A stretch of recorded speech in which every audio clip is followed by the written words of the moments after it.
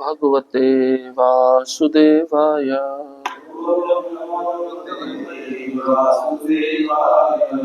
ओम नमो भगवते वासुदेवाय।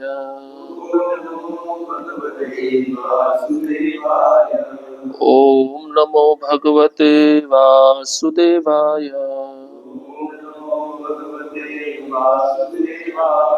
नारायणं नमस्कृत्यं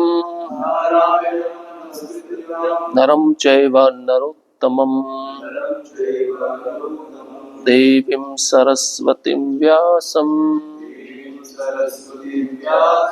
ततो जयमुदीरयेत्। नष्टप्रायेषु अभद्रेषु नित्यं भागवत सेवया भगवती उत्तम श्लोके भक्तिर्भवति नैष्टिकी। कृष्णाय वासुदेवाय देवकी नंदनाय च नंदगोपकुमाराय गोविंदाय नमो नमः।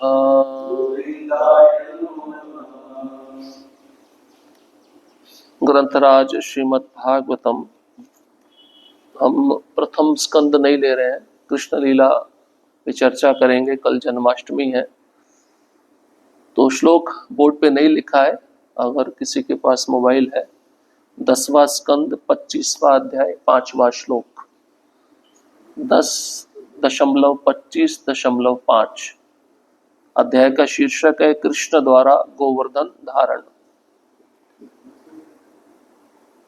वाचालं बालिशं स्तब्धम् अज्ञं पंडितमानिनम् कृष्णं मर्त्यमुपाश्रित्य गोपा मे चक्रुरप्रियम्। वाचालं बालिशं स्तब्धम् अज्ञं पंडितमानिनम् कृष्णं मर्त्यम् उपाश्रित्य गोपा मे चक्रुरप्रियम्। वाचालं बालिशं स्तब्धम् अज्ञं पंडितमानिनम् कृष्णं मर्त्यमुपाश्रित्य गोपा मे चक्रुरप्रियम्। वाचालं बालिशं स्तब्धम् अज्ञं पंडितमानिनम् कृष्णं मर्त्यमुपाश्रित्य गोपा मे चक्रुरप्रियम्। वाचालं बालिशं स्तब्धम् अज्ञं पंडितमानिनम्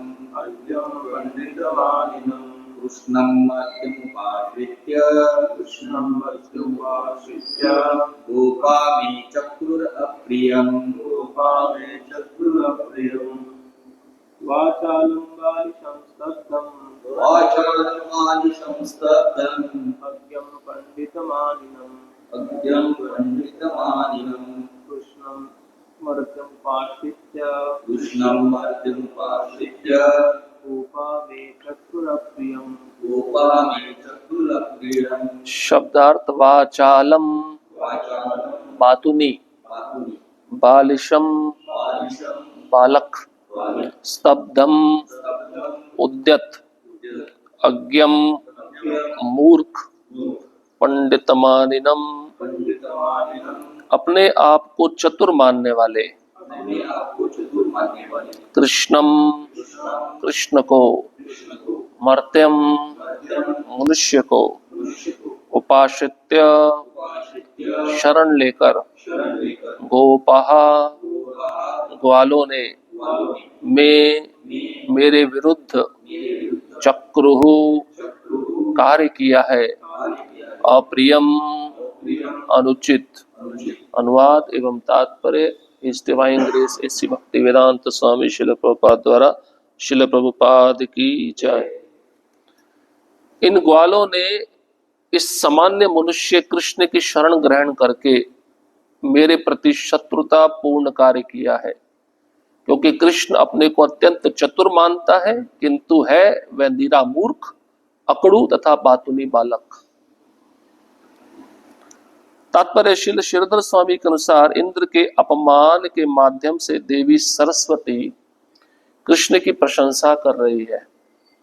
आचार्य की व्याख्या है, बालिशम का अर्थ है बालक की भांति किसी बनावट से रहित।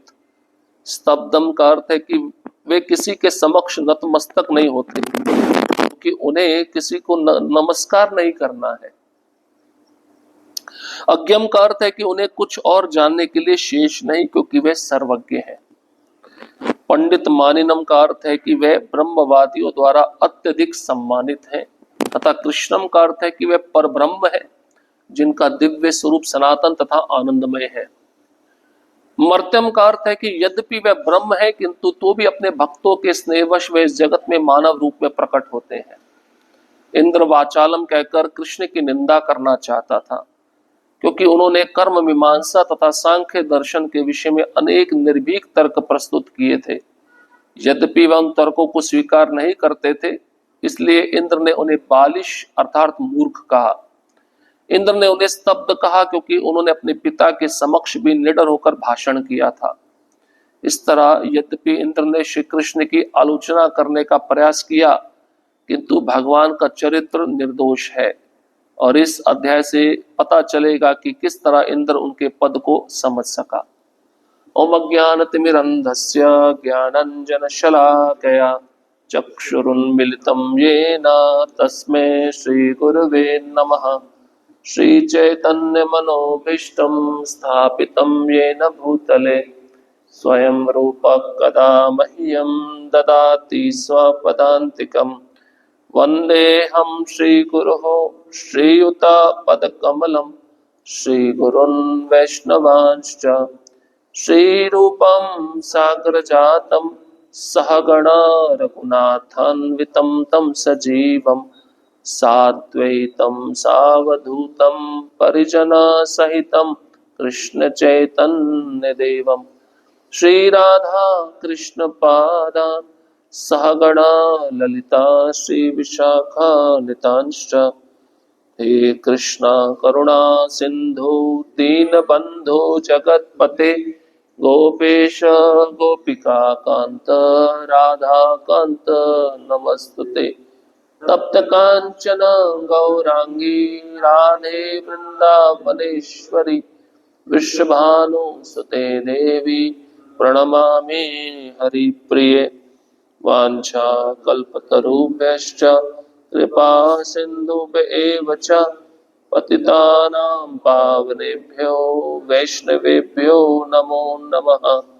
नमो महावदन्याय कृष्णप्रेमप्रदायते कृष्णाय कृष्णचैतन्य नामिने गौरद्विषे नमः। नमः ओं विष्णुपादाय कृष्णपृष्ठाय भूतले श्रीमते भक्तिवेदांत स्वामिनिति नामिने। नमस्ते सारस्वते देवे गौरवाणी प्रचारिणे निर्विशेष शून्यवादी पाश्चात्य देशतारिणे। जय श्री कृष्ण चैतन्य प्रभु नित्यानंद श्री अद्वैत गदाधर श्रीवासादि गौर भक्त वृंद। हरे कृष्णा कृष्णा कृष्णा हरे हरे हरे राम राम राम हरे हरे। हरे कृष्णा। उपस्थित सभी भक्तों के चरणों में कृपा की याचना चाहता हूँ। मुझे अनुमति दीजिए इस भागवतम के श्लोक पे कुछ कह सकूं, विशेषता अपने शुद्धिकरण के लिए।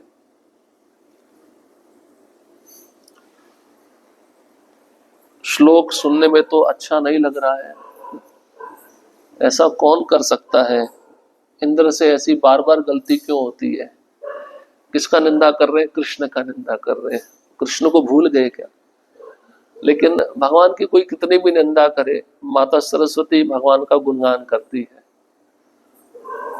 शब्द देखिए कैसे प्रयोग कर रहे हैं इंद्र कृष्ण के लिए। वाचालम, वाचालम कहते हैं बहुत ज्यादा बोलने वाला, बातुनी, है ना। कृष्ण को कहते हैं बहुत ज्यादा बोलता है ना। छोटे बच्चे होते हैं ना, बोलने लगते हैं तो चुप नहीं होते हैं, बहुत सारे प्रश्न होते हैं तो माता पिता उत्तर दे दे के थक जाते हैं।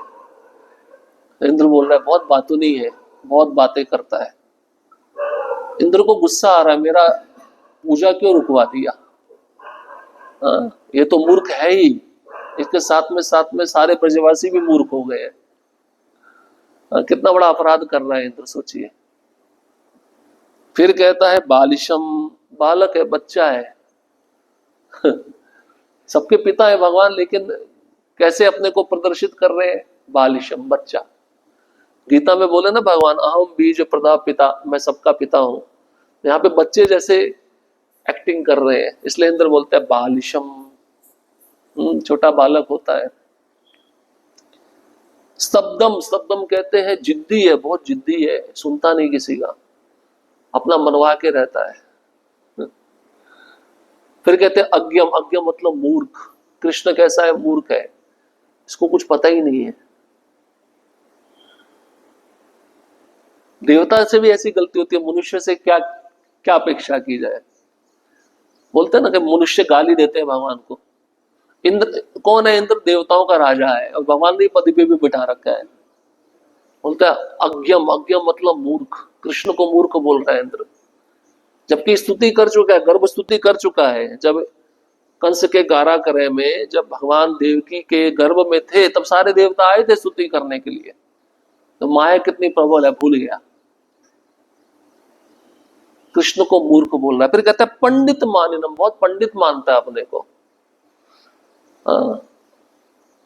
मूर्ख भी बोल रहे हैं, पंडित भी बोल रहे हैं, कितना बड़ा अपमान है। पंडित मानिनम, कारण बताया गया है कि इंद्र का यज्ञ बंद कर दिया था, इंद्र को अपनी पूजा करवानी थी, तो इंद्र इस कारण से ये सब बातें बोल रहा है। पंडित मानिनम, अपने को बहुत पंडित मानते हैं। फिर कहते हैं मर्त्यम, मर्त्यम मतलब ये तो मरा हुआ मनुष्य है। मर्त्यम मतलब इसने मनुष्य देह धारण किया। हमारा शरीर कैसा मरने वाला है ना, तो कृष्ण भी एक दिन मरेगा, ऐसा बोल रहा है। ये तो मैं मारूंगा, जो आगे लीला होगी गोवर्धन की। कृष्ण, इंद्र का प्रयास क्या था? कृष्ण को मारना और ब्रजवासियों को मारना। तभी तो 7 दिनों तक प्रलयकालीन वर्षा उसने की थी। मर्त्यम शब्द आया है। मर्त्यम मतलब हम मृत्यु लोक में रहते हैं, तो यहाँ के मनुष्य को मर्त्यम बोला गया, जो एक दिन मरेंगे। ऐसे कृष्ण भी एक दिन मरेगा। और उपाश्रित इस मर्त्यम कृष्ण की शरण किसने ले रखी है? ब्रजवासियों ने। ये भी मरेंगे मेरे हाथों द्वारा।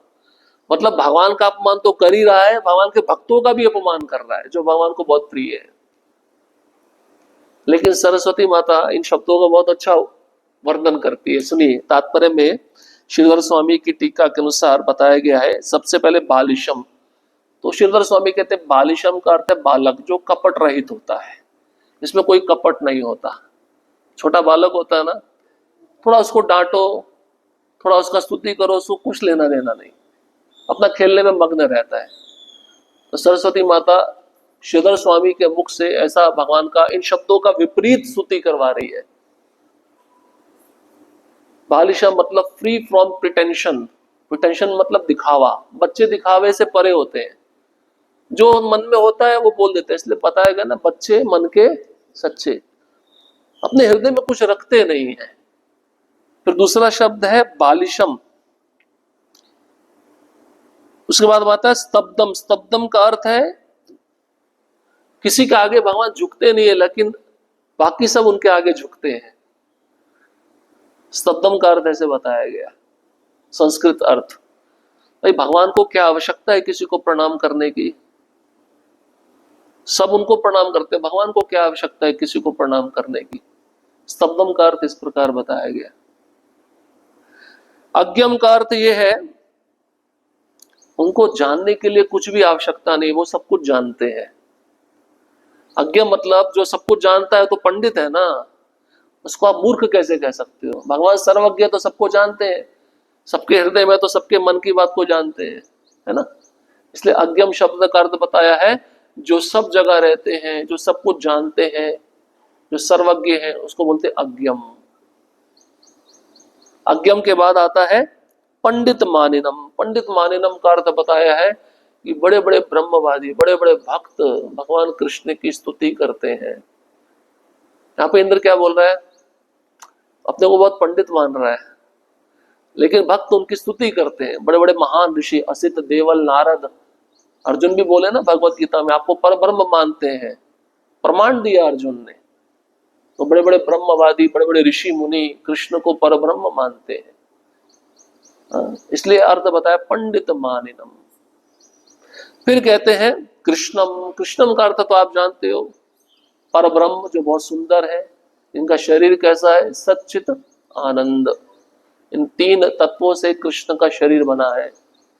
सत, चित, आनंद। सत मतलब पूर्ण शाश्वत, चित्त मतलब पूर्ण ज्ञानमय, आनंद मतलब भगवान के शरीर में आनंद ही आनंद है। इसलिए बोलते हैं ना, नंद के घर आनंद भयो। कृष्ण का साक्षात शरीर आनंद से बना हुआ है। इसलिए इंग्लिश में प्रभुपाद जी कहते हैं total bliss, full of bliss. Bliss मतलब आनंद। हम आनंद ढूंढ रहे हैं संसार में, नहीं मिलेगा। आनंद किसके पास है? कृष्ण के पास है। आनंद लेना है तो कृष्ण के पास जाना पड़ेगा। इसके बाद में कहते हैं मर्त्यम। ये बहुत अच्छा शब्द है। मर्त्यम का अर्थ बताते हैं, कृष्ण प्रकट नहीं होते हैं लेकिन अपने भक्तों के प्रेमवश इस मनुष्य शरीर को धारण करते हैं, इसलिए उनको मर्त्यम बोला गया है। मनुष्य बनते हैं लेकिन किसके कारण? अपने भक्तों के कारण। भक्तों से प्रेम का आदान प्रदान करने के लिए मनुष्य शरीर धारण करते हैं। आवश्यकता नहीं है कोई ऐसा शरीर धारण करने की, आना भी नहीं चाहते यहाँ पे, लेकिन अपने शुद्ध भक्तों के कारण आते हैं, उनसे प्रेम का आदान प्रदान करने आते हैं। तो इस प्रकार से इंद्र निंदा कर रहा है कृष्ण की। तो हम गोवर्धन पूजा अब शुरू करने जा रहे हैं। इसको आज के सत्र में थोड़ा बहुत पढ़ेंगे, जो कल का सत्र है उसमें पढ़ के इसको पूरा करेंगे, ठीक है।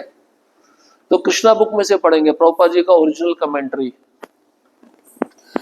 जब कृष्ण तथा बलराम वैदिक को संपन्न करने वाले ब्राह्मणों से बातें करने में व्यस्त थे, तो उन्होंने यह भी देखा कि स्वर्ग के राजा तथा वर्षा के लिए उत्तरदायी इंद्र को प्रसन्न करने के लिए सारे ग्वाले एक वैसे ही यज्ञ की तैयारी कर रहे हैं जैसे कि चैतन्य चरितामृत में कहा गया है कि कृष्ण भक्त का यह दृढ़ विश्वास है कि यदि वह केवल कृष्ण भावना अमृत तथा कृष्ण की दिव्य प्रेमा भक्ति में लगा रहे तो वह अन्य समस्त ऋणों से मुक्त हो जाता है। कृष्ण के विशुद्ध भक्त को वेदों द्वारा बताए गए किसी अनुष्ठान को नहीं करना होता, ना ही उसे किसी देवता की पूजा करनी होती है। कृष्ण भक्त होने से यह मान लिया जाता है कि उसने सारे वैदिक अनुष्ठान या देवताओं की पूजा संपन्न कर ली है। सुन रहे हैं ध्यान से? आज वो भक्त नहीं आए, 2-3 दिन पहले मेरे पास आए, बोले प्रभु जी मुझे बड़ी खुशी हुई।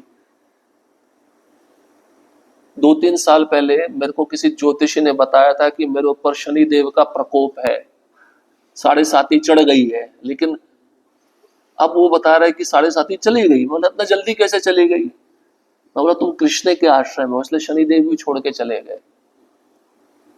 समझ गए? तो जो कृष्ण के आश्रम में उसको किसी के पास जाने की जरूरत नहीं है। ये सिद्ध, ये लीला उस प्रमाण है उस चीज की।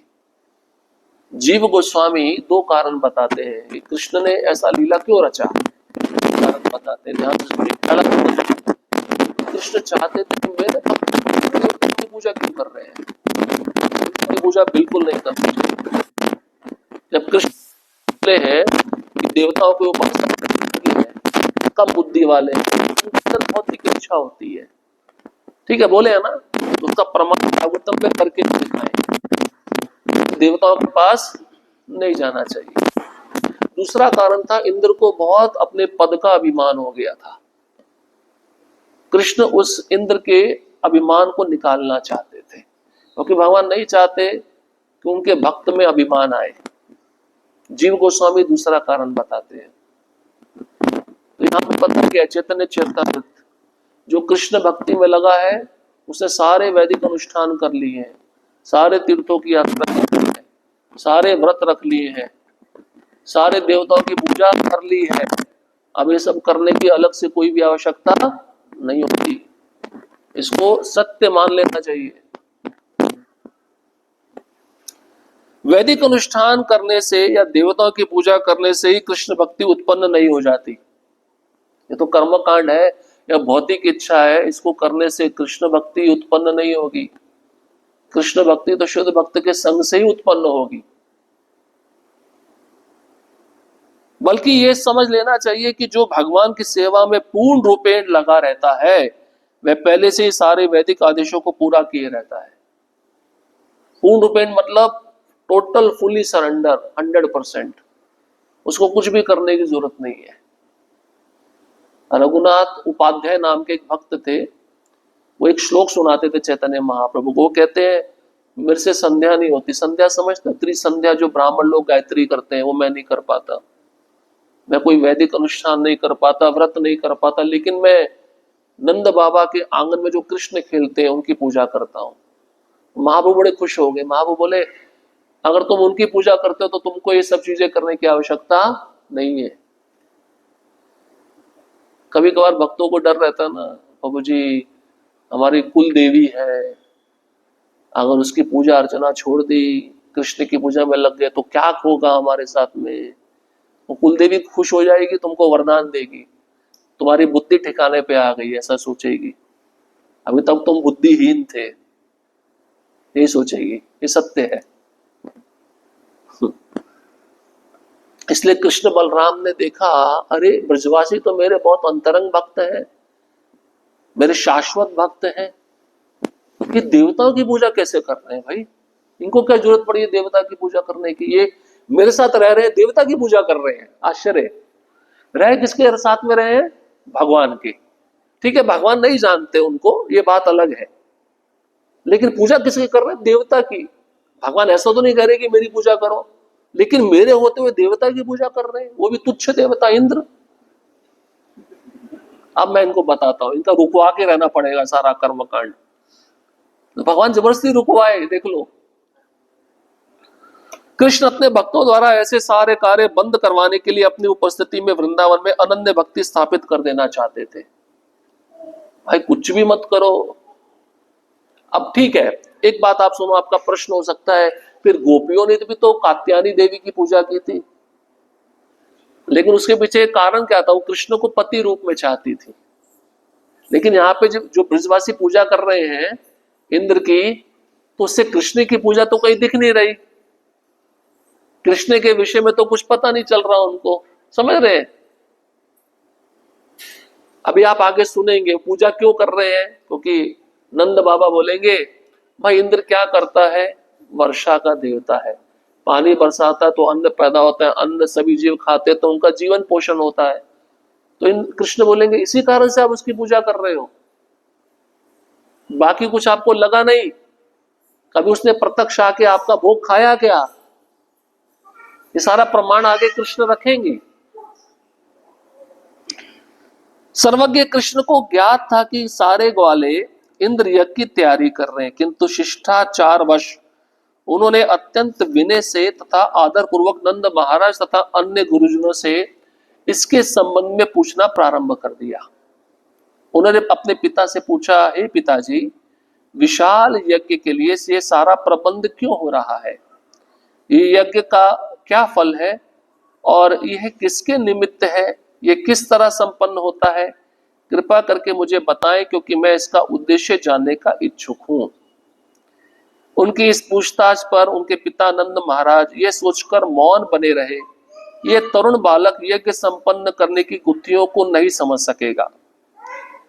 किंतु कृष्ण ने हठ किया, हे पिता, उदार तथा संत पुरुषों के लिए कुछ भी गोपनीय नहीं होता। वे किसी को भी ना तो मित्र मानते हैं और ना शत्रु और ना ही तटस्थ, क्योंकि वे सबों के प्रति सदैव उदार होते हैं। यहाँ तक कि जो लोग इतने उदार नहीं होते वे भी अपने परिवार के सदस्यों तथा मित्रों से कुछ नहीं छिपाते। हाँ, जो लोग शत्रुता रखते हैं उनसे गोपनीयता बरती जा सकती है। अतः आप मुझसे कुछ भी गोपनीय ना रखें। सारे के सारे मनुष्य सकाम कर्म में लगे रहते हैं। इनमें से कुछ जानते रहते हैं कि ये कर्म क्या है और उन्हें फल का भी पता रहता है। कुछ लोग ऐसे हैं जो उद्देश्य या फल को जाने बिना कर्म करते हैं। जो व्यक्ति पूरी समझ से कर्म करता है उसे पूरा फल मिलता है, और जो बिना जाने ऐसा करता है उसे पूरा फल नहीं मिलता। अतः आप मुझे इस यज्ञ का प्रयोजन बता दें जिसे आप करने जा रहे हैं। क्या ये वैदिक आदेशानुसार है या यह केवल लौकिक उत्सव है? कृपा करके मुझे इस यज्ञ के विषय में विस्तार से बताएं। अब कृष्ण ने जब देखा तैयारी चल रही है, कृष्ण को सब कुछ पता नहीं है क्या? कृष्ण को सब पता है इन ब्रजवासियों के मन में क्या चल रहा है। कृष्ण फिर भी पूछने गए। अच्छा, कृष्ण बहुत विनम्र होकर पूछ रहे। जब हम किसी से कुछ पूछते हैं तो हमें विनम्रता दिखानी चाहिए। तो कृष्ण बड़े प्रेम से विनय से अपने पिता से पूछते हैं कि आप यज्ञ क्यों कर रहे हैं, किसके लिए कर रहे हैं, इसको करने का उद्देश्य क्या है। अब नंद बाबा थोड़ा सोच में पड़ गए। छोटा सा बालक है, अब यज्ञ के विषय में कुछ जानता नहीं, इसको क्या उत्तर दूं। कभी कभार छोटे बच्चे प्रश्न पूछते हो तो माता पिता सोचते हैं, अब कभी कभार बड़ा प्रश्न पूछ ले तो माता पिता हैरान तो हो जाते, लेकिन वो सोचते हैं अगर इसको उत्तर दूंगा समझ में आएगा नहीं आएगा पता नहीं। नंद बाबा थोड़ी समय के लिए चुप रहे, लेकिन कृष्ण जानना चाहते थे और कृष्ण बहुत सुंदर तर्क भी दे रहे हैं। बोले, मैं सुनने का बहुत उत्सुक हूं, श्रद्धालु हूं, और आप मेरे पिताजी हैं, तो पिता को अपने पुत्र से कुछ भी छिपाना नहीं चाहिए। कारण बता रहे हैं, अपना व्यक्ति कोई छिपाता नहीं है, पराया व्यक्ति छिपा सकता है। मतलब मजबूर कर रहे नंद महाराज को बोलने के लिए, यज्ञ क्यों कर रहे हो बताओ तो सही। फिर दूसरा कारण बताते हैं, कोई अपना हो तो उससे सब कुछ शेयर किया जाता है, लेकिन कोई शत्रु हो तो उससे गोपनीयता बरती जाती है, उसको हर चीज नहीं बताई जाती।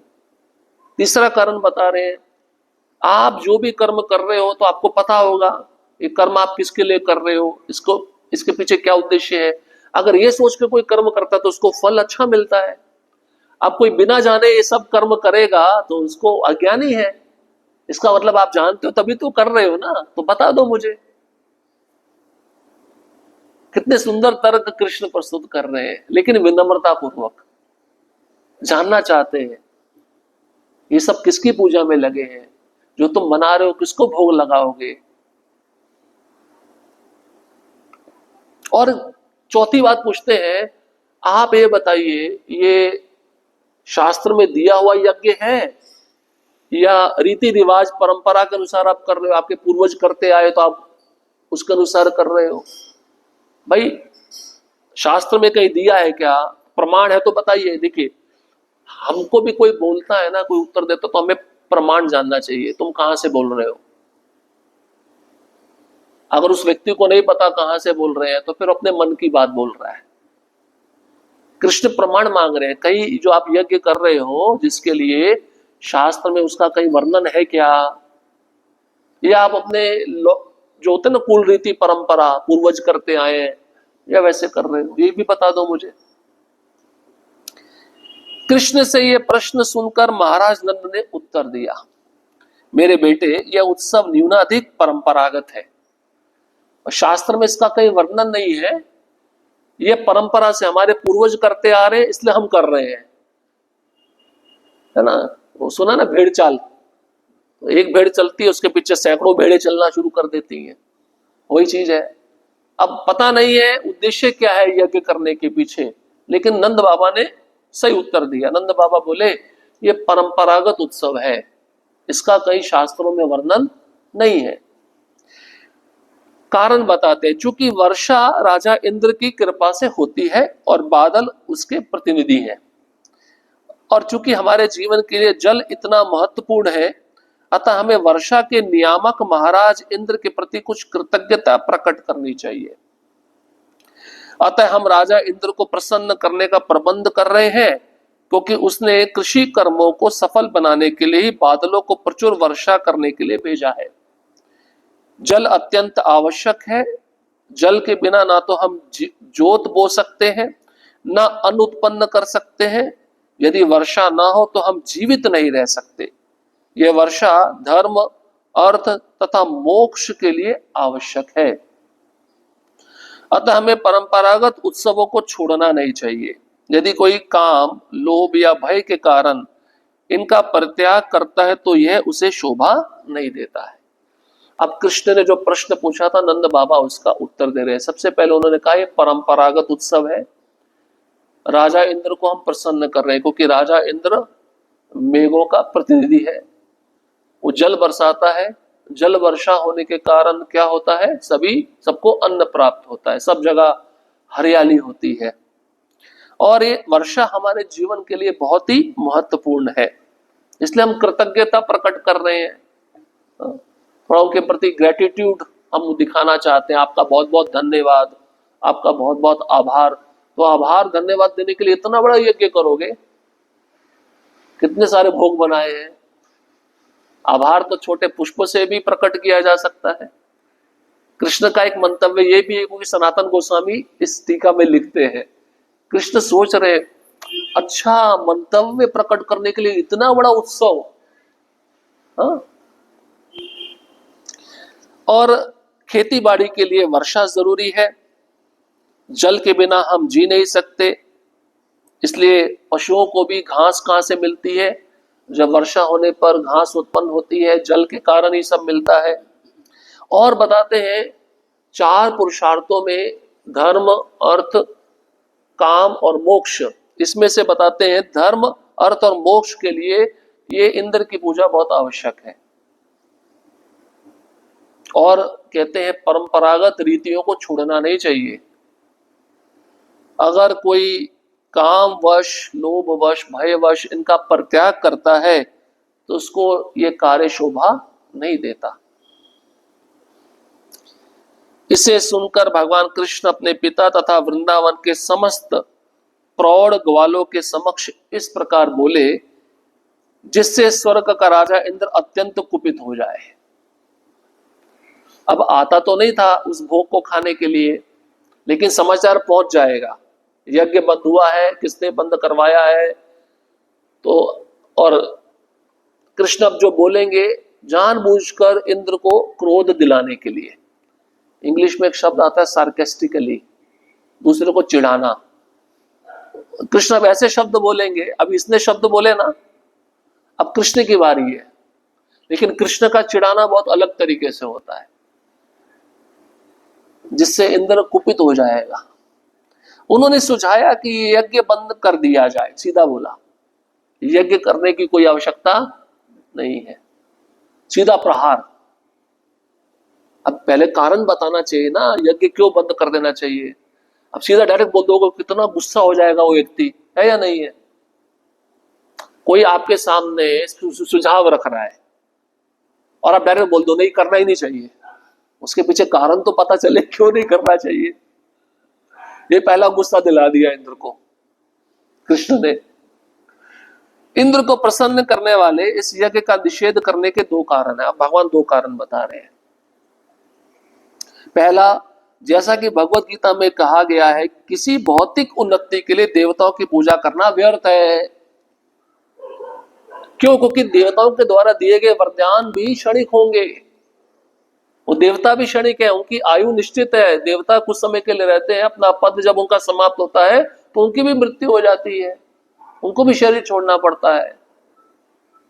इसलिए भौतिक उन्नति के लिए किसी देवता का आश्रय लेना व्यर्थ है। पहला कारण कृष्ण बोले, क्योंकि इस कारण को भगवत गीता में भी कृष्ण बताए हैं। इसलिए बताते ना 4 प्रकार के सुकृतिवान मनुष्य मेरे पास आते हैं, आर्थ, अर्थार्थी, जिज्ञासु, ज्ञानी। और 4 प्रकार के बिल्कुल मेरे पास नहीं आते, है ना। देवताओं की पूजा से प्राप्त होने वाले सारे फल क्षणिक होते हैं और केवल अल्पज्ञ ही ऐसे क्षणिक फलों में रुचि रखते हैं। ये पहला कारण कृष्ण ने बता दिया। जैसे ध्रुव महाराज किसके पास गए? भगवान के पास गए। गजेंद्र किसके पास गए? भगवान के पास गए। बुद्धिमान मनुष्य ही भगवान के पास जाता है। जो बुद्धिहीन है वो किसके पास जाएगा? देवताओं के पास, क्योंकि उसकी भौतिक इच्छा है। दूसरा कारण बताते हैं, देवताओं की पूजा से जो भी क्षणिक फल प्राप्त होता है वह वस्तुतः भगवान की कृपा से होता है। ये जो बारिश हो रही है किसके कारण हो रही है? कृष्ण के कारण। भागवतम के तीसरे स्कंद में कपिल भगवान माता देवहूति को बोलते हैं, मद भयात वाति वातोयम सूर्य तपति मद भयात। मेरे भय से वायु बहती है, मेरे भय से सूर्य तपता है, और मेरे भय से इंद्र वर्षा करता है। इंद्र के पास वो शक्ति नहीं है, वो शक्ति जो उसके पास वो मेरे द्वारा दी गई है। दूसरा कारण बता रहे हैं, भगवत गीता में स्पष्ट कथन है, माएव विहितान हितान, देवताओं से जो भी लाभ मिलता है वह वास्तव में भगवान द्वारा प्रदत्त है। भगवान की अनुमति के बिना कोई किसी को लाभ नहीं पहुंचा सकता। किंतु कभी कभी देवता भौतिक प्रकृति के वशीभूत होकर गर्वित उठते हैं और अपने को सर्वस्व समझकर भगवान की सर्वोच्चता भूल जाते हैं। ये इंद्र कर रहा था। कभी कभी देवता भी गर्वीले हो जाते हैं, भगवान को भूल कर सोचते हैं हम ही स्वामी हैं। तो इंद्र को ऐसा लग रहा था मैं ही स्वामी हूं। तो जीव गोस्वामी यही बोले कि इंद्र का जो प्राइड था, गर्व है, उसको दूर करने के लिए भगवान ने ये यज्ञ बंद करवाया। और दूसरा, भगवान नहीं चाहते अरे मेरे भक्त हैं, देवताओं की पूजा क्यों कर रहे हैं? जब मैं उनके साथ में रह रहा हूं तो देवताओं के पास जाने की क्या जरूरत है? श्रीमद् भागवतम में स्पष्ट उल्लेख है कि इस प्रसंग में तो कृष्ण राजा इंद्र को कुपित करना चाहते थे। कृष्ण का अवतार असुरों के विनाश तथा भक्तों की रक्षा के लिए हुआ था। इंद्र निश्चित रूप से भक्त था, असुर नहीं, किंतु चूंकि वह गर्वित था इसलिए कृष्ण उसे पाठ पढ़ाना, शिक्षा देना चाहते थे। सर्वप्रथम उन्होंने इंद्र को कुपित करने के लिए वृंदावन में ग्वालों द्वारा की जाने वाली इंद्र पूजा बंद करा दी। अब इंद्र कौन है? भक्ति है ना, लेकिन आचरण कैसा कर रहा है? हाँ, असुरों जैसा। तो भक्त के वेश में भी असुर मिल सकते हैं, सावधान रहना चाहिए। फ्रीली सत्संग नहीं करना चाहिए। प्रभु जी वो भी तो भक्ति, यहाँ सम्मान कर सकते हो आप, आदर कर सकते हो, लेकिन संग थोड़ा ध्यान पूर्वक सतर्क होकर करना चाहिए। इस उद्देश्य से कृष्ण इस प्रकार बातें करने लगे मानो वे नास्तिक हो और कर्म मीमांसा दर्शन के समर्थक हो। आप समझ लीजिए कर्म मीमांसा तत्व क्या होता है। कर्म मीमांसा कहते हैं अच्छा कर्म करो, अच्छा कर्म करने से कहां जाओगे? कहां जाओगे? स्वर्ग में। स्वर्ग में जाकर जब आपका पुण्य नष्ट होगा कहां आओगे? मृत्युलोक में। फिर कहता है कर्म मीमांसा, और अच्छा कर्म करो और ज्यादा समय के लिए जाओगे। फिर आपका पुण्य नष्ट होगा, फिर वापस आओगे। फिर और अच्छा कर्म करो, फिर और स्वर्ग जाओगे। फिर पुण्य नष्ट होगा, फिर वापस आओगे। इसको कहते हैं कर्म मीमांसा। कृष्ण कहना चाहते हैं इंद्र क्या कर रहा है इसमें?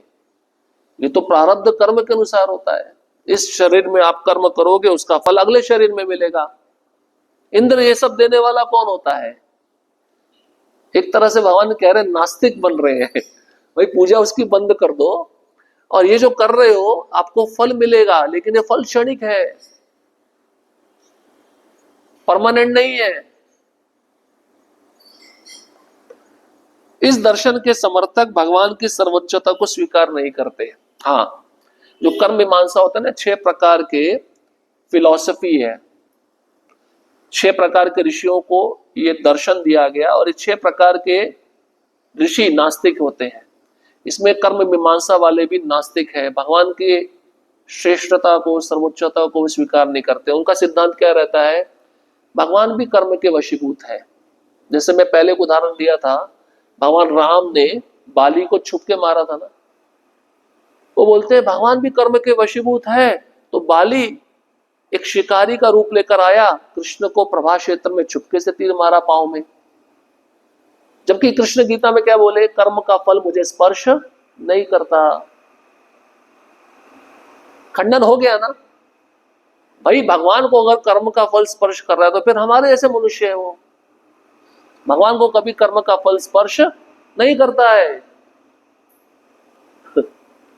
तो इन कर्म मीमांसा वाले जो लोग होते हैं, इनका सिद्धांत रहता है कर्म के वशीभूत है भगवान।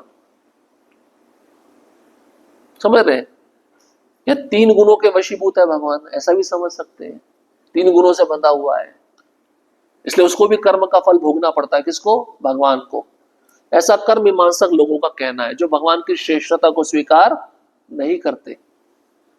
ये सब थोड़ी ज्ञान की बातें समझ आनी चाहिए आपको। ये तर्क प्रस्तुत करते हैं कि यदि कोई अच्छा कार्य करता है तो उसका फल अवश्य प्राप्त होता है। उनके मत से यदि मनुष्य को उसके कर्मों का फल देने वाला ईश्वर विद्यमान भी हो तो उसके पूजन की कोई आवश्यकता नहीं है, क्योंकि जब तक मनुष्य कर्म नहीं करता तब तक वह कोई फल नहीं दे सकता। उनका कहना है कि देवता या ईश्वर की पूजा करने के बजाय मनुष्यों को चाहिए कि अपने कर्तव्यों की ओर ध्यान दे, और इस प्रकार अवश्य ही अच्छा फल प्राप्त होगा। सुना ना, कर्म ही पूजा है। भारत में भी भगवत गीता का एक श्लोक सबको रटा होता है, कर्मण्यवाधिकारस्ते मां फलेषु कदाचन। बड़े बाहर के लोग ये श्लोक बड़े ठाट बाट से बोलते हैं, कर्म ही पूजा है। भाई कौन सा कर्म पूजा है? कर्म करने का अधिकार है, लेकिन कर्म के फल के अधिकारी तुम नहीं हो। वही भगवान यहाँ पे बता रहे हैं। कर्म मीमांसक लोग कहते हैं कि भगवान की श्रेष्ठता तो है ही नहीं, तुम अच्छा कर्म करोगे तो अच्छा फल मिलेगा।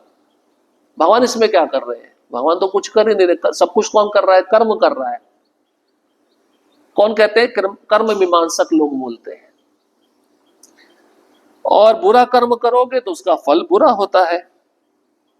और देवता ईश्वर की पूजा करने के बजाय मनुष्य को चाहिए कि अपने कर्तव्यों पे ध्यान दे, कर्म पे ध्यान दे। भगवान कृष्ण अपने पिता से कर्म मीमांसा दर्शन के इन्हीं सिद्धांतों के अनुसार बातें करने लगे। उन्होंने कहा, हे पिता, मेरे विचार से अपने कृषि कार्यों की सफलता के लिए आपको किसी भी देवता के पूजने की आवश्यकता नहीं है।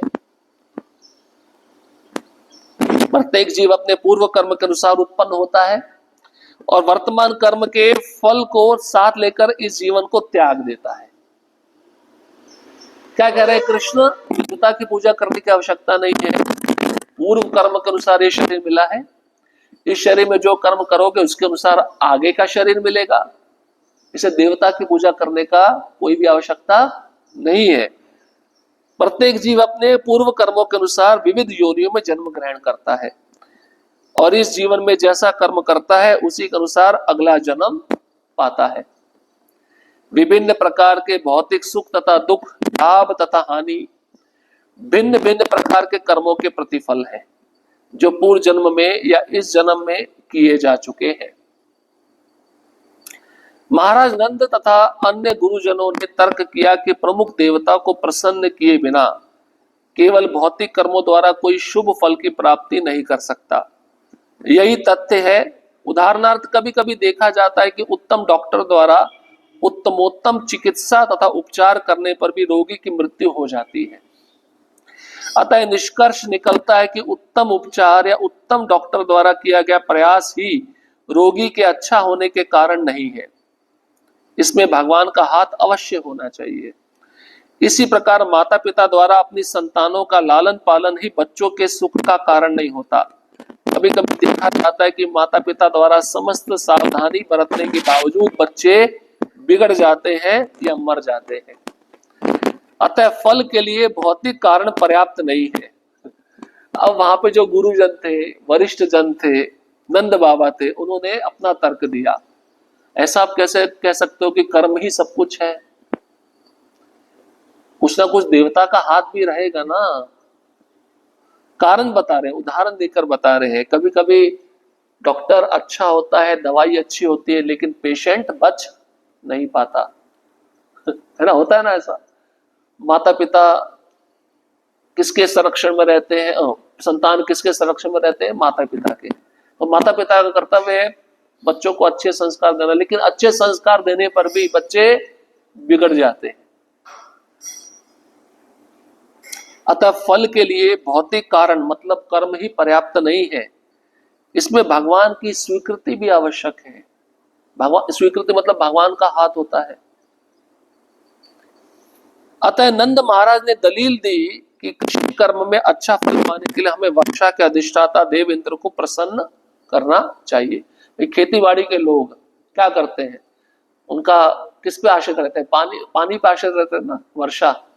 और सही समय पे वर्षा होगी तो अच्छा फसल आएगा, और वर्षा अगर कम हुई तो फसल अच्छा नहीं आता, वर्षा अगर ज्यादा हुई तो फसल नष्ट हो जाता है। तो जो किसान होते हैं उनको इंद्र पे आश्रित रहना चाहिए, लेकिन किसानों को ये भी सोचना चाहिए इंद्र किस पे आश्रित है, भगवान पे आश्रित है, ये भूल जाते हैं, इसलिए उस देवता की पूजा करने लगते हैं। भगवान कृष्ण ने इस तर्क को काटते हुए कहा कि देवता केवल उन व्यक्तियों को फल देते हैं जो अपने कर्तव्यों का पालन करते हैं। देवता ऐसे व्यक्ति को कभी कोई फल नहीं देते नियत कर्म पूरा ना किया हो। अतः देवता कर्म संपन्नता पर आश्रित है और उन्हें किसी को अच्छा फल देने की पूरी छूट नहीं है। अतः किसी को उनकी परवाह क्यों करनी चाहिए। अब कृष्ण उस तर्क को भी काट देते हैं। कृष्ण कहते हैं भाई अगर कोई व्यक्ति अच्छा कर्म कर रहा है तो देवता का अधिकार उसको फल देने का है, लेकिन जो अपने नियत कर्तव्य नहीं कर रहा है, वृत्ति परक ऑक्युपेशनल ड्यूटी, तो देवता उसको फल नहीं दे पाते। इसका मतलब देवताओं को हर एक को फल देने का अधिकार नहीं है। इसलिए हम देवताओं की पूजा करने का परवाह क्यों करें। भगवान कृष्ण ने कहा हे पिताजी, इंद्रदेव की पूजा करने की कोई आवश्यकता नहीं है। प्रत्येक जीव को अपने कर्म का फल प्राप्त होता है। हम देखते हैं कि अपने कर्म की स्वाभाविक प्रवृत्ति के अनुसार हर व्यक्ति कार्यरत हो जाता है, और सारे जीव चाहे मनुष्य हो या देवता इसी प्रवृत्ति के द्वारा अपना अपना फल प्राप्त करते हैं।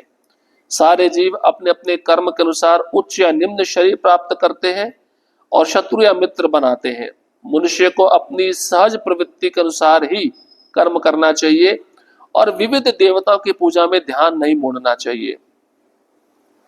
तो 4 वर्ण और 4 आश्रम है ना, ब्राह्मण क्षत्रिय वैश्य शूद्र, है ना। तो कृष्ण कहना चाहते हैं जिस वर्ण में जो व्यक्ति है उसको अपने वृत्ति परक कर्तव्य निभाने चाहिए। ब्राह्मण को अपना कार्य करना चाहिए, क्षत्रिय को अपना कार्य करना चाहिए। और कृष्ण किस जाति में जन्मे थे, वैश्य कुल में जन्मे थे ना, है ना। खेती बाड़ी, किसान, है ना, गाय चराना।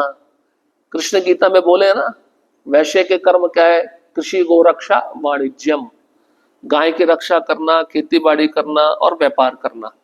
कृष्ण इसी कुल में, कृष्ण कहना चाहते हैं एक तरह से हम वैश्य कुल में जन्मे तो हमारी आराध्य कौन है, गाय है, गाय की पूजा होनी चाहिए, है ना। इस तरह उनका ध्यान मोड़ रहे हैं।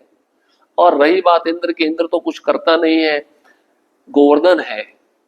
गोवर्धन पे देखो कितने सारे पानी के झरने हैं, फल फूल है। इस गोवर्धन पे जो घास उगती है वही गाय खाकर पुष्ट होती है, वही दूध देती है, इसलिए हमें गोवर्धन की पूजा करनी चाहिए। कृष्ण का तात्पर्य ऐसा है कहने का। सारे देवता समस्त कर्मों के सही कार्यान्वयन से प्रसन्न होंगे, अतः उनकी पूजा की कोई आवश्यकता नहीं। अच्छा यही है कि हम अपना कर्तव्य सुचारू रीति से करें। वस्तुतः कोई भी व्यक्ति निर्दिष्ट कर्म के बिना सुखी नहीं हो सकता। अतः जो ढंग से निर्दिष्ट कर्म नहीं करता वह व्यभिचारिणी स्त्री के समान है। ब्राह्मण का उचित निर्दिष्ट कर्तव्य वेदों का अध्ययन है, कोई बात आ गई। प्रशासक वर्ग क्षत्रिय अर्थात क्षत्रियों का कर्तव्य नागरिकों को सुरक्षा प्रदान करना है। वैश्यों का कर्तव्य खेती बाड़ी व्यापार गाय की सुरक्षा प्रदान करना है, और शूद्रों का कर्तव्य उच्च वर्गों अर्थात ब्राह्मणों क्षत्रियों तथा वैश्यों की सेवा करना। हम वैश्य जाति के हैं और हमारा वास्तविक कर्तव्य खेती करना, कृषि उत्पादनों का व्यापार, गौओं की रक्षा या बैंक में लेन देन का कार्य करना है। अपना वर्ण समझा दिया कृष्ण ने, जिस वर्ण में आप हो उस वर्ण के अनुसार अपना कर्तव्य निभाओ। देवता खुश हो जाएंगे, देवता अपने आप करेंगे, अलग से देवता की पूजा करने की क्या जरूरत है, कहना वही चाह रहे हैं। भाई देवता फल उसी को देंगे जो अपने वर्ण के अनुसार कार्य कर रहा है। कृष्ण ने अपना संबंध वैश्य जाति से जोड़ा क्योंकि नंद महाराज अनेक गायों की रक्षा कर रहे थे और कृष्ण उनकी देखरेख करते थे। उन्होंने वैश्य जाति के 4 प्रकार के कार्य गिनाए: कृषि, व्यापार, गोरक्षा तथा बैंक की व्यवस्था। यद्यपि वैश्यगण इनमें से कोई भी कार्य कर सकते हैं, किंतु वृंदावनवासी मुख्यतः गोरक्षा में ही लगे हुए थे। आगे बात गाय की रक्षा, क्योंकि भाई नंद बाबा के पास सबसे ज्यादा गाय थी, कृष्ण गाय ही चराते थे। अब कृष्ण कहना चाहते हैं भाई गाय की पूजा करो और गोवर्धन की पूजा करो जो हमको सब कुछ देता है। थोड़ा सा पढ़ेंगे फिर समाप्त करेंगे, बाकी बचा वो कल चर्चा करेंगे। कृष्ण ने अपने पिताजी को आगे भी बताया, हम ये दृश्य जगत प्रकृति के 3 गुणों सतो, रजो तथा तमो के अधीन चल रहा है। ये 3 गुण उत्पत्ति, पालन तथा संहार के कारण स्वरूप है। बादल की उत्पत्ति रजोगुण के प्रभाव से होती है, अतः वर्षा का कारण यही रजोगुण है। इस वर्षा के बाद ही जीवों को फल अर्थात कृषि कार्य में सफलता मिलती है। तो फिर इंद्र को इस कार्य से क्या प्रयोजन है? यदि आप इंद्र को प्रसन्न ना भी करें तो वह क्या कर सकता है? Direct challenge. अगर आप पूजा बंद भी कर दो तो क्या बिगाड़ लेगा हमारा? कुछ बिगाड़ सकता है क्या? वो सुन रहा है ऊपर। हमें इंद्र से कोई विशेष लाभ नहीं मिलता। दर्शन दिया नहीं, हम भोग लगाते हैं, आता नहीं खाने के लिए, क्या लाभ मिलता है उससे? अपना टाइम वेस्ट कर रहे हो, ऐसा कृष्ण बोल रहे हैं। यदि वह हो भी तो वह समुद्र के ऊपर भी तो जल बरसाता है जहां उसकी कोई आवश्यकता नहीं है। अतः हम पूजा करें या ना करें, वह समुद्र तथा पृथ्वी पर जल की वर्षा करता है। जहां तक हमारी बात है, हमें किसी अन्य नगर या गांव या विदेश जाने की आवश्यकता नहीं है। नगरों में बड़े बड़े महल है, किंतु हम तो वृंदावन के इसी जंगल में रहने से ही संतुष्ट है।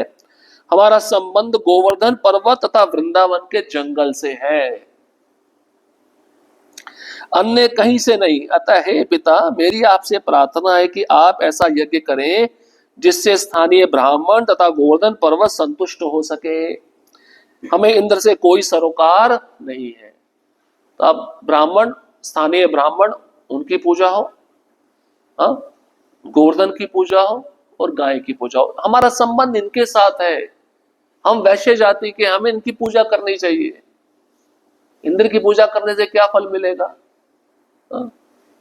3 गुणों का प्रभाव भी बता रहे हैं। बादल रजोगुण से पैदा होते हैं और उन्हीं बादलों से वर्षा होती है। अब इंद्र सागर में भी वर्षा करता है, पृथ्वी पे भी करता है। सागर में वर्षा करता है, इससे सागर को क्या लाभ? पृथ्वी पे वर्षा करे तो समझ में भी आता है। तो इंद्र से हमारा कोई लेना देना नहीं है। हमें पूजा इंद्र की नहीं करनी है।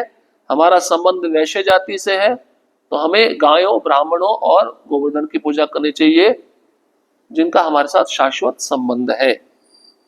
अब इस कृष्ण के कथन को सुनकर नंद बाबा क्या उत्तर देते हैं, इसको हम कल सुनेंगे। और ये भी सुनेंगे जब इंद्र कुपित होगा तो किस प्रकार से वर्षा करेगा। बहुत सुंदर लीला है, गर्ग संहिता में भी इसका वर्णन है, ब्रह्म वैवर्त पुराण में भी है। उसमें अलग अलग रोचक तत्व दिए हैं। जब कृष्ण उठाते हैं गोवर्धन तो उसके नीचे क्या क्या होता है वो सब बातें बताई गई हैं। तो कल आप आएंगे तो आप इन बातों को सुन सकते हैं। ठीक है। हरे कृष्णा कृष्णा कृष्णा हरे हरे, हरे राम राम राम हरे हरे। किसी का कोई प्रश्न? यस, प्रणाम प्रभु।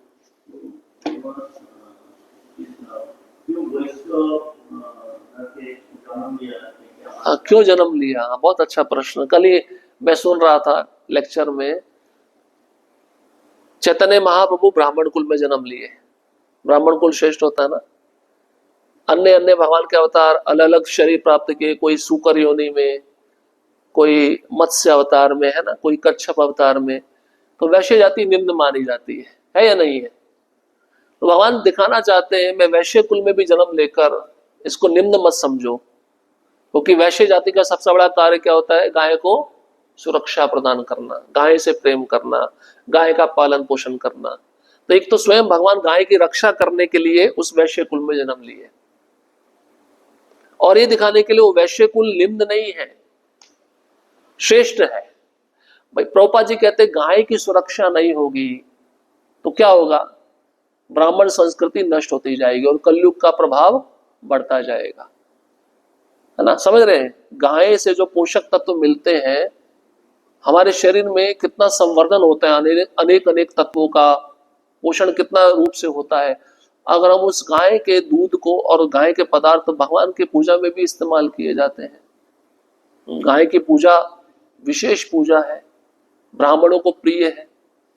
तो विशेष रूप से गायों का संवर्धन करने के लिए भगवान के धाम का नाम क्या है? गोलोक। अभी तक भगवान वैश्य जाति में जन्मे नहीं थे, गाय की रक्षा करना दिखाया नहीं था, देखभाल। अब जब भगवान कृष्ण जन्म लिए वैश्य जाति में, तो उन्होंने करके दिखाया। इससे पहले जितने अवतार है ब्राह्मण कुल में जन्मे हैं। कर्दम मुनि के घर जन्मे, तो कर्दम कौन थे? ब्राह्मण थे ना, ब्रह्मा जी के डायरेक्ट पुत्र थे। ब्राह्मण कुल में जन्मे, क्षत्रिय कुल में जन्मे, भगवान राम क्षत्रिय कुल में जन्मे। लेकिन वैश्य जाति में अभी तक कोई जन्मा नहीं था। भगवान वैश्य जाति में जन्म लेके दिखाए कि वैश्य जाति कोई निम्न जाति नहीं है, और उसमें सबसे महत्वपूर्ण है गाय की सेवा। मैं गाय की सेवा करके दिखाऊंगा, गाय मेरे को प्रिय है। भगवान इस कारण से वैश्य जाति में जन्म लिए। ठीक है, यस प्रभु जी।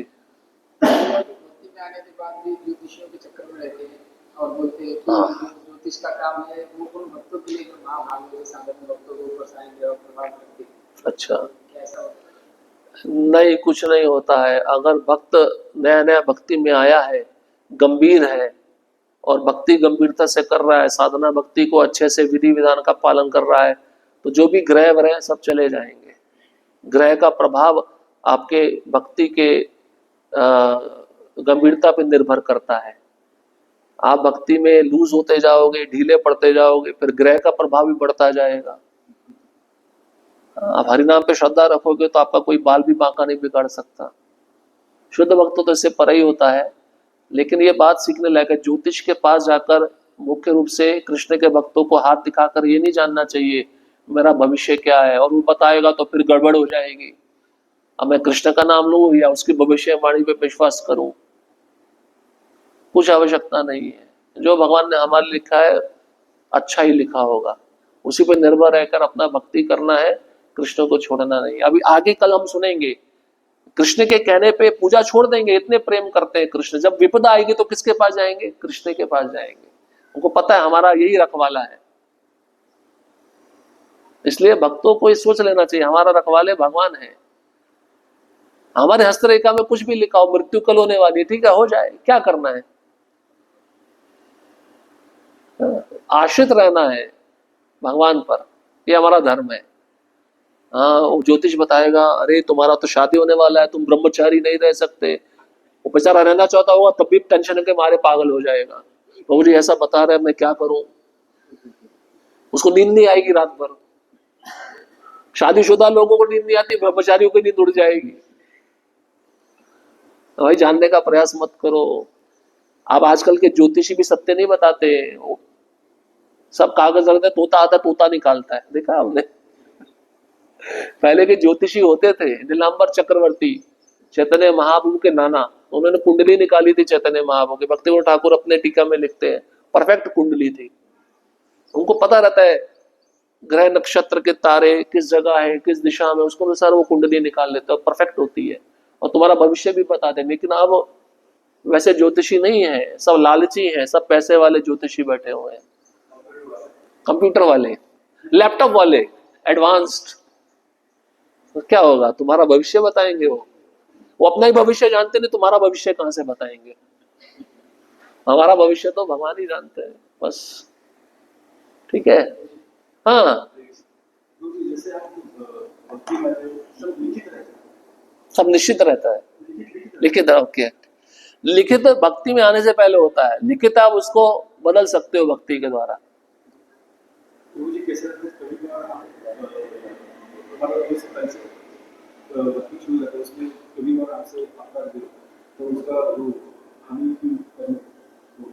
किसमें अपराध होता है? भक्ति में अगर अपराध हो रहे हैं तो उसको सुधारने का प्रयास करना चाहिए, बारंबार नहीं करना चाहिए।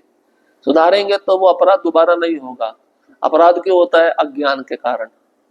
उसके उस विषय में ज्ञान होना चाहिए और उसको प्रैक्टिकल अप्लाई करना चाहिए, पर वो अपराध नहीं होगा। जाने अनजाने में एक दो बार हो गए ठीक है, लेकिन बार बार नहीं करना चाहिए। समझ रहे हैं? और देखिए ऐसा प्रभुपाद जी भी कहते हैं एक लेक्चर में, आप जब भक्ति में नहीं आते, भक्ति से पहले कर्म का प्रभाव आपके ऊपर रहेगा, लेकिन भक्ति आने पर, मैं गंभीरता पूर्वक भक्ति की बात कर रहा हूँ, ढीली डाली भक्ति नहीं, जो भक्त गंभीरता पूर्वक भक्ति करता तो कर्म का प्रभाव भी धीरे धीरे कम होने लगता है। आपने देखा है कई भक्त हैं उनपे कोई ग्रह का प्रभाव नहीं है, अपना वो भक्ति करते हैं। हाँ, शरीर के अनुसार सुख दुख आता जाता रहता है, लेकिन भक्त उसके बारे में कोई चिंता नहीं करता है। ऐसा नहीं सोचता अरे बाबा इतने दिनों से बीमार पड़ गया हो तो कोई ग्रह का वास तो नहीं हो गया मेरे शरीर के अंदर, ऐसा उसके मन में विचार नहीं आता। ठीक है, मेरे कर्म का फल है, मैं भोग रहा हूं, लेकिन मुझे भक्ति करना मेरा उद्देश्य है, इस सोच के वो भक्ति करता है पूरी तरह आश्रित होकर, तो कर्म का प्रभाव भी धीरे धीरे जाने लगता है, खत्म होने लगता है। ये सत्य बात है। इसलिए बीमारी का प्रभाव भक्त के ऊपर नहीं होता। देखा आपने, कैंसर होता है, परम पूज्य भक्ति तीर्थ महाराज को कैंसर था, मेलानोमा कैंसर, इतनी दर्द होती है, महाराज को कोई दर्द नहीं था। श्रीधर महाराज को स्टमक का कैंसर हो गया, कुछ प्रभाव नहीं होता। ये सब चीजें भक्तों पे लागू नहीं होती, वो भक्त का शरीर दिव्य होता है। हाँ, प्रमाण प्रत्यक्ष प्रमाण है, बैठे हुए हैं, कीर्तन करते हैं, प्रवचन देते हैं, परिक्रमा जाते हैं, शरीर साथ नहीं दे रहा है, फिर भी वो कर रहे हैं, भगवान उनको प्रेरणा दे रहे हैं, गुरुजन प्रेरणा दे रहे हैं। इससे क्या पता चलता है? शरीर दिव्य है भक्त का, शरीर पे किसी का अधिकार नहीं है, केवल भगवान का अधिकार है। ठीक है, हरे कृष्णा। श्री श्री राधा श्याम सुंदर जी की जय, श्री प्रभुपाद की जय।